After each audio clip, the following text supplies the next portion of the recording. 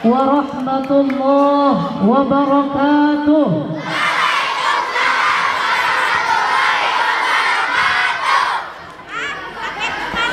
Anu make masker sing panjang umur,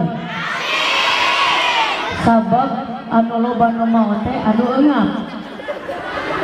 Jadi anu make masker maot, anu teu make masker oge ngilu ngurepkeun ibu sanes maot. Anu masih jomblo sing enggal menang jodoh. Suamina anu ganteng sarezekina, mitohana anu beunghar tereh maot.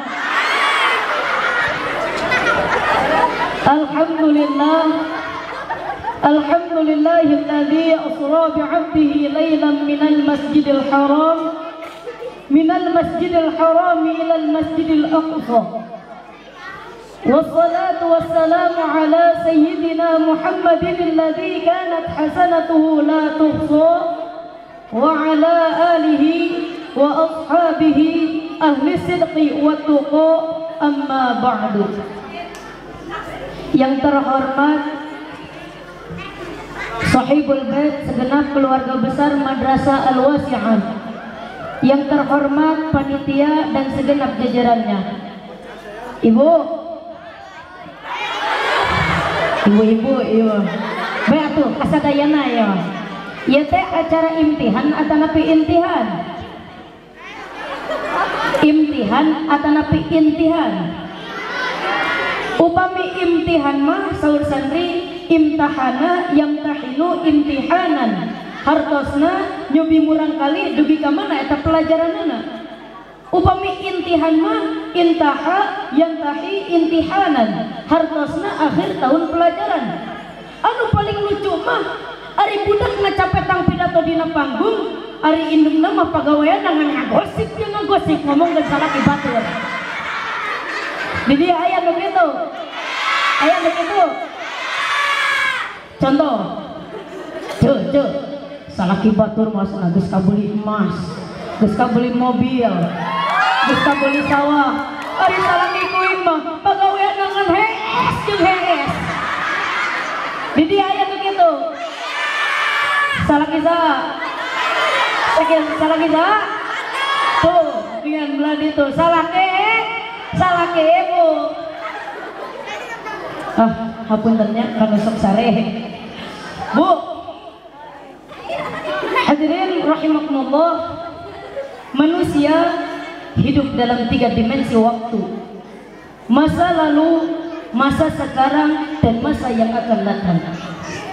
Masa lalu katanya adalah kenangan, masa sekarang adalah kenyataan, dan masa yang akan datang adalah harapan, impian, khayalan, atau cita-cita. Orang yang baik sesungguhnya adalah orang yang pandai mengambil pelajaran dari masa lalu untuk dapat menentukan sikap pada hari ini dan sekaligus merencanakan hari yang akan datang, sehingga pada hari ini harus lebih baik daripada kemarin, dan besok harus lebih baik daripada hari sekarang ini. Dalam konteksnya dengan itulah kita pada pertemuan kali ini saya akan membicarakan tentang hikmah Isra dan Mi'raj, satu peristiwa masa lampau yang tetap tidak kehilangan relevansinya untuk kita jadikan pelajaran bagi kita yang hidup di abad sekarang ini. Kalau kita perhatikan, hampir setiap bulan dalam Islam memiliki nilai-nilai bersejarah. Kita bicara bulan Muharram misalnya, kita diingatkan dengan peristiwa hijrah. Kita bicara Ramadan, diingatkan dengan peristiwa nuzulul Quran. Kita bicara bulan Dzulhijjah, diingatkan dengan peristiwa kurban. Kita bicara bulan Syawal, diingatkan dengan Idul Fitri. Kita bicara bulan Rabiul Awal, diingatkan dengan Maulid Nabi. Dan kalau kita bicara bulan Rajab, kita diingatkan dengan peristiwa Isra dan Mi'raj. Betul? Betul? Sebagai yang kita maklum, Quran memang bukan kitab sejarah, tetapi Al-Quran banyak menceritakan peristiwa-peristiwa bersejarah. Dan kalau kita perhatikan gaya bahasa yang digunakan oleh Al-Quran dalam menceritakan peristiwa-peristiwa bersejarah beda satu dengan yang lainnya. Istimewa bahwa untuk menceritakan peristiwa Isra dan Mi'raj, Allah memulai ayatnya dengan menggunakan kalimat tasbih.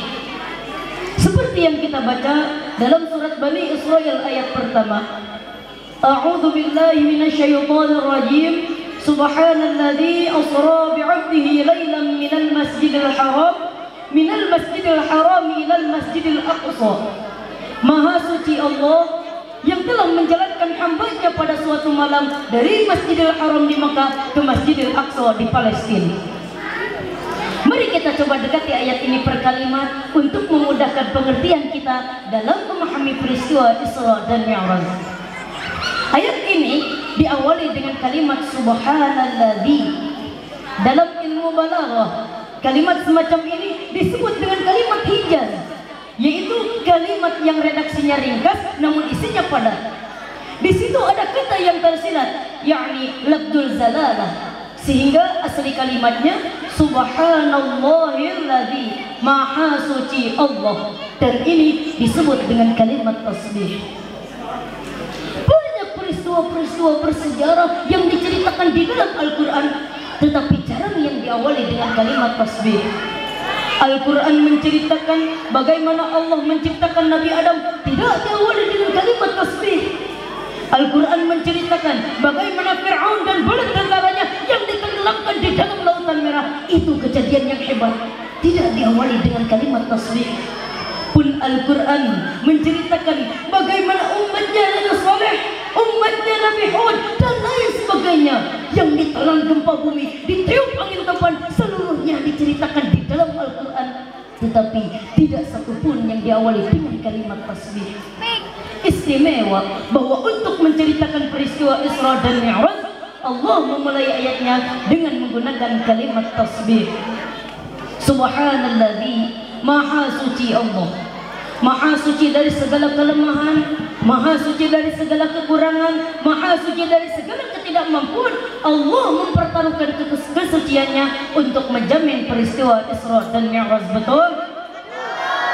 Bukan sekedar peristiwa biasa, tetapi Isra dan Mi'raj adalah peristiwa yang amat sangat luar biasa. Jelas? Jelas? Apa hikmah yang bisa kita ambil dalam kalimat tasbih ini? Ayo terang. Atau napi yang terang? Oh, di dalam agama kita ini kan ibadah macam-macam. Ada ibadah itu yang berat dan modalnya pun besar.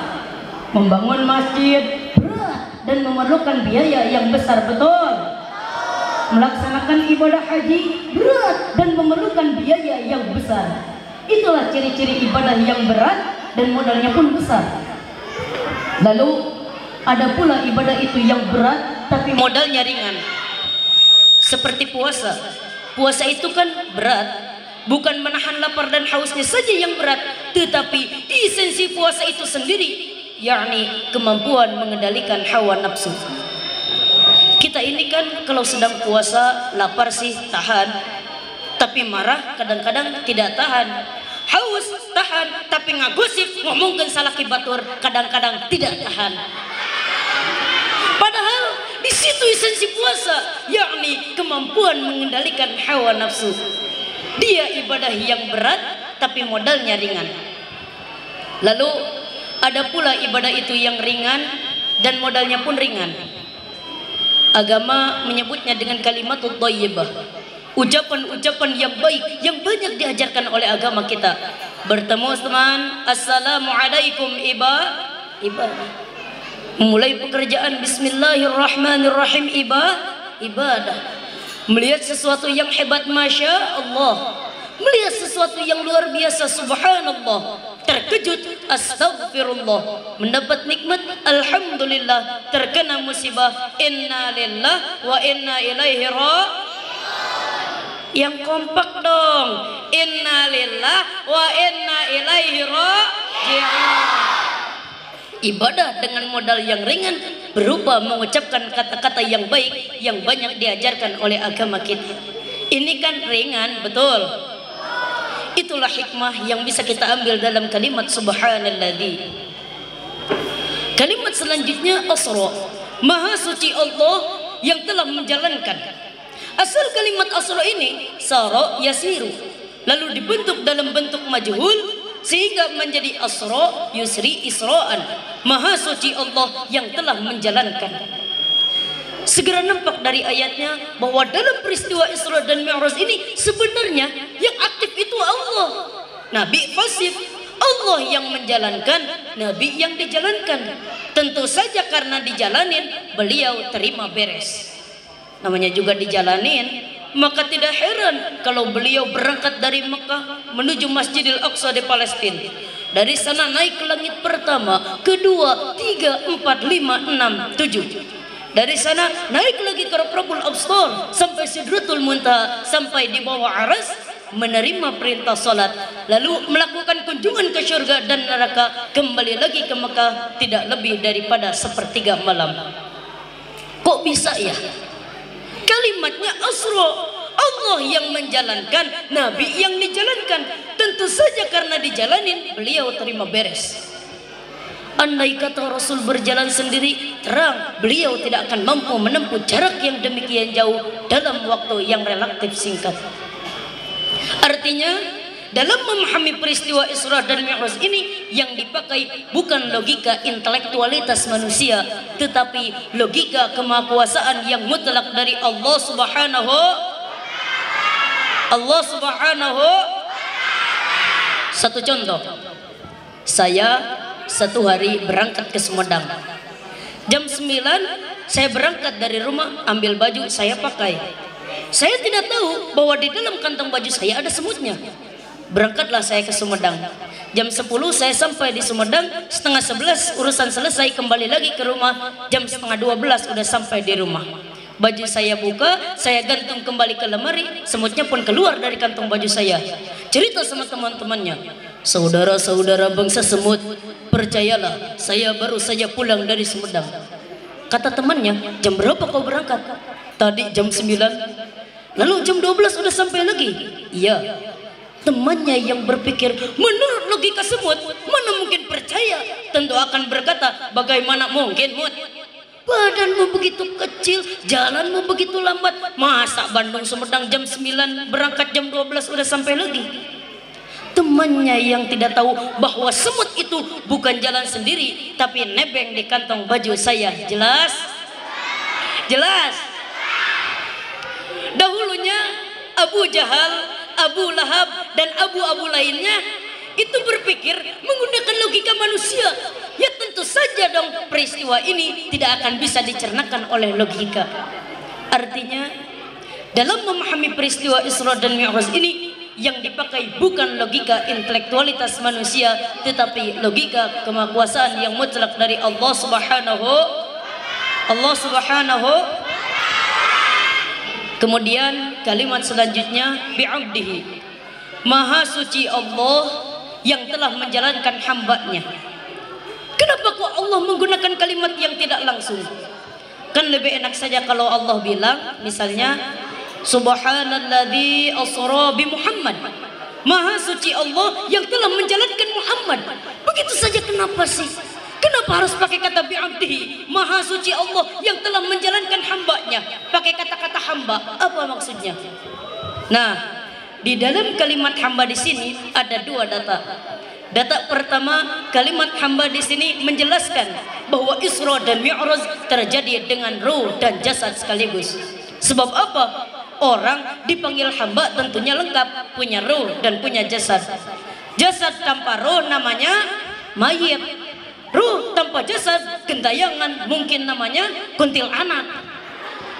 Orang dipanggil hamba tentunya lengkap, punya ruh dan punya jasad sekaligus.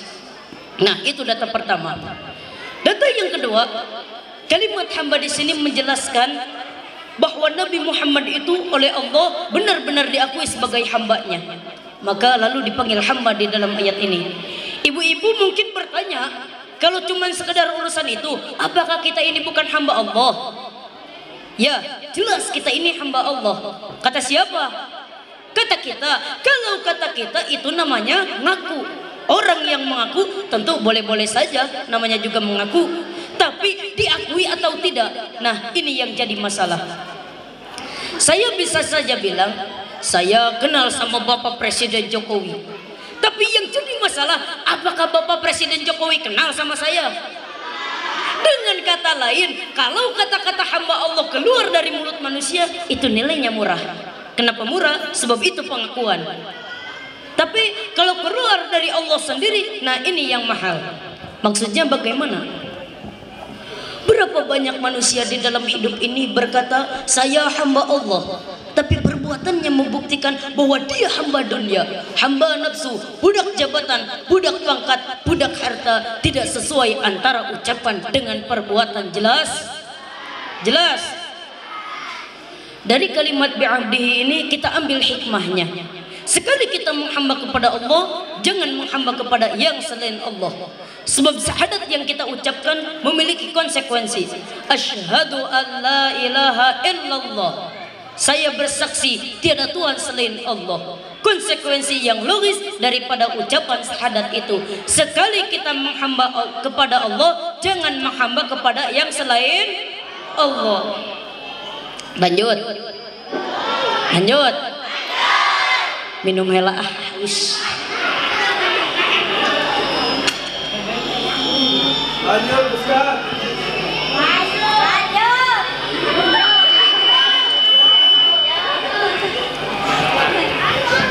Bu, dugi ke mana tadi teh? Dugi ke mana? Dugi kalan? Lanjut. Ayah, abdi pada naros. Mengapa Rasul menjadi contoh di dalam kehidupan kita? Pertama, Rasul menjadi contoh di dalam kehidupan kita karena beliau manusia, hidup dan berjuang secara manusiawi. Kalau manusia disuruh nyontoh manusia, tentu wajar. Yang tidak wajar kalau manusia disuruh nyontoh jin atau malaikat. Maka dalam ayat Al-Quran Allah mengatakan, laqad ja'akum rasulun min anfusikum, sungguh telah datang kepadamu seorang rasul, yang rasul itu berasal dari jenis kamu manusia. Bu, ibu, kayak ibu-ibu imam.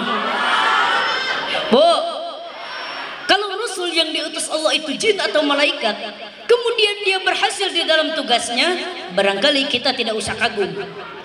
Datang Rasul ke dunia ini, Rasulnya jin. Saya yakin satu dunia orang mungkin akan beriman semua, tetapi bukan karena iman, tetapi bukan karena ikhlas dan yakin, mungkin karena sieun karena Rasulna. Benar? Bayangkan kalau Rasul itu jin, dia turun ke alam ini dengan segala macam tingkah polanya. Saya yakin satu dunia orang mungkin akan beriman semua. Yang kedua, Rasul menjadi contoh di dalam kehidupan kita karena kepribadian beliau lengkap. Artinya, jikalau kita kebetulan seorang pemimpin, beliau juga seorang pemimpin. Jikalau kita seorang jenderal, beliau memimpin tentara di medan perang. Jikalau kita kebetulan seorang guru, beliau juga mengajar jemaah di masjid. Jikalau kita seorang pedagang, beliau pedagang yang jujur. Jikalau kita seorang kepala rumah tangga, beliau mempunyai anak dan istri. Jikalau kita seorang mubaligh, beliau berdakwah menyampaikan Islam kepada manusia. Di dalam keseluruhannya itu tercermin uswatun hasanah, contoh teladan yang sangat baik. Maka kehabisan alasan jikalau seorang muslim yang tidak mencontoh pribadi beliau. Oleh sebab itu ironi dan sangat kita sayangkan jikalau seorang muslim tahu betul sejarahnya Benito Mussolini, dia tahu sejarahnya Adolf Hitler, dia tahu sejarahnya Napoleon Bonaparte. Ibu-ibu benar-benar tahu jadwal tayangan sinetron. Tah, ayeuna abdi bade naros. Ieu lagu dina sinetron naon? Aku merindu, ku yakin kau tahu. Tuh, kapanggih nu sok lalajog tuh. Ibu-ibu benar-benar tahu jadwal tayangan sinetron Ikatan Cinta. Tetapi kita terkadang suka lupa terhadap hidup dan kehidupan Rasulullah sallallahu alaihi wasallam. Hadirin rahimakumullah, bagaimana cinta Rasul kepada kita umatnya, dan bagaimana sewajarnya cinta kita umatnya kepada beliau. Bahwa Rasul yang kita peringati Isra Mi'rajnya ini cinta betul kepada kita umatnya. Dapat saya kemukakan beberapa data. Dari sini nanti kita introspeksi. Kalau taulah kita begitu besar cinta Rasul kepada kita, apakah tidak wajar kalau kita juga cinta kepada beliau? Betul? Kalau logika ini sudah diterima, kita lanjutkan pembicaraan ke bagaimana sih cinta Rasul kepada kita. Pertama, bahwa Rasul cinta kepada kita umatnya. Menurut ukuran zaman sekarang, Rasul itu kan hidupnya miskin. Malahan ada satu doa yang sering beliau baca. Kira-kira lamun doa iya ku abdi dipasikan pada diamalkan atau nampi moal? Pada diamalkan atau nampi moal? Lamun abi mah terus terang ke acan. Doa nak ieu disarangan ku sadayana. Allahumma ahyini miskinan wa tawaffani miskinan wa asirni yaumal qiyamah bijumratil masakin. Ya Allah, hidupkan saya dalam keadaan miskin, matikan saya dalam keadaan miskin, dan kumpulkan saya di akhirat nanti bersama golongan orang-orang miskin. Tah anu bieu nyarangan abdi lamun engke isuk ngadadak miskin tong nyanakeun ka abdi. Berarti doana tos dikabul. Anu tadi nyarios bade diamalkeun diamalkeunnya. Mudah-mudahan doana enggal dikabul. Amin ya Allah ya Rabbal. Amin ya Allah ya Rabbal. Kita baca dalam sejarah, beliau itu kan rumahnya kecil, tidurnya di atas pelapa daun kurma, kadang-kadang sampai berbekas di pipinya. Sarapan paginya seteguk air jam-jam, sepotong roti, kadang-kadang 3 butir kurma. Di tengah kemiskinannya, Allah pernah menantang beliau dengan kata, wala sawfa yu'tika rabbuka fatarda. Ayat-ayat tadi na Quran. Ayat surat naon? Surat naon? Pokoknya mah Quran we lah. Wala sawfa yu'tika rabbuka fatarda. Allah akan memberikan kepadamu wahai Muhammad apa saja yang menyenangkan hatimu. Apa yang kamu mau ngomong saja Allah berikan. Jikalau engkau Muhammad kepengen kekuasaan yang luas, kami angkat kau menjadi raja di raja, menjadi king of king istilah kerennya. Jikalau engkau kepengen kaya Muhammad, itu Jabal Uhud sanggup menjadi bukit emas. Sehingga itu di dalam berjanji diceritakan, warawadatul jibalu li an takuna lahu dhahabal faba. Jabal Uhud menawarkan dirinya untuk menjadi bukit emas, tetapi Nabi menolak. Jikalau engkau kepengen wanita cantik Muhammad, ngomong saja anak siapa. Ditawarkan semacam itu, beliau menjawab, idzan ya Rabb, la arda wa wahidun min ummati finnar. Jikalau demikian ya Allah, berikan saya kekuasaan yang luas, berikan saya emas sebesar Jabal Uhud, berikan saya kekayaan yang tak terhitung sekalipun. Seluruhnya diceritakan, seluruhnya kok ibu berikan saya emas sebesar Jabal Uhud, berikan saya kekayaan yang tak terhitung sekalipun, seluruhnya tidak akan mampu menyenangkan hati saya selama saya masih dengar ada satu saja umat saya yang masuk ke dalam neraka. Ternyata di dalam kemiskinannya itu, tawaran harta tidak menggiurkan beliau, tawaran kekuasaan tidak menggiurkan beliau. Yang dipikirkan siang malam hanyalah keselamatan kita umatnya. Betul? Cuman kita yang dipikirin ini seperti pepatah Cina mengatakan, balung-balung langka dagingnya ditulung-tulung langka elinge. Hayang terang artinya pilarian wena Google. Insya Allah oke, kapan? Pertama.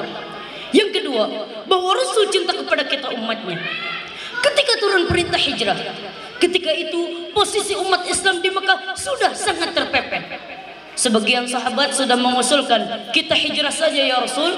Kata beliau, sabar Kang, hijrah sih hijrah, tapi ini komando belum turun.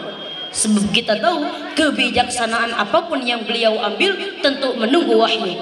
wa ma yantiqu 'anil hawa in huwa illa wahyu yuha.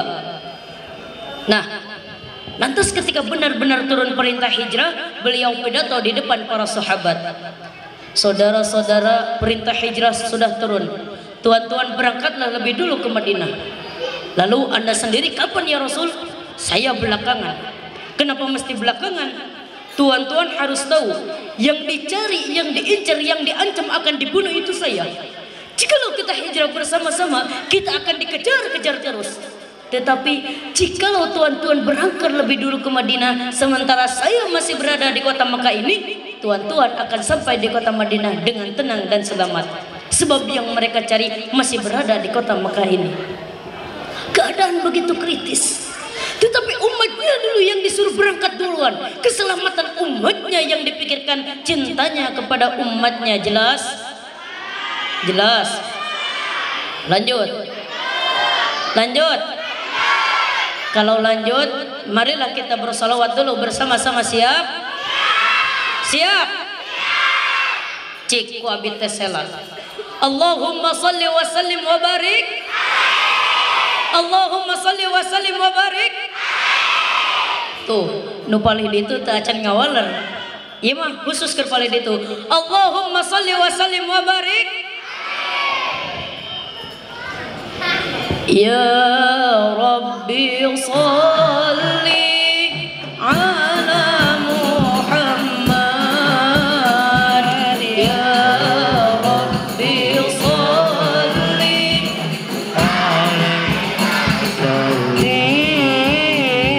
Ya Rabbi salli ala Muhammad.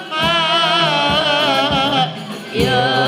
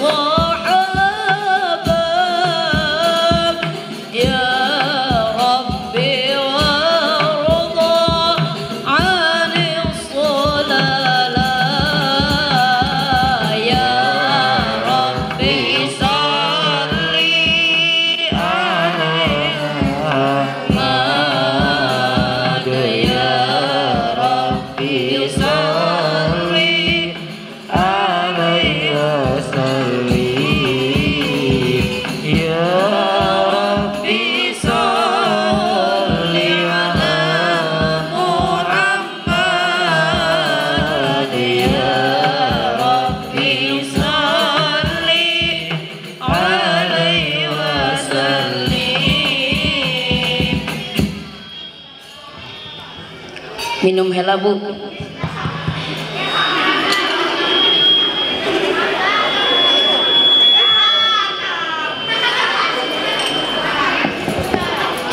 Teka raosnya sekedap deui urang bade mayunan bulan suci Ramadan, bulan anu dinanti-nanti.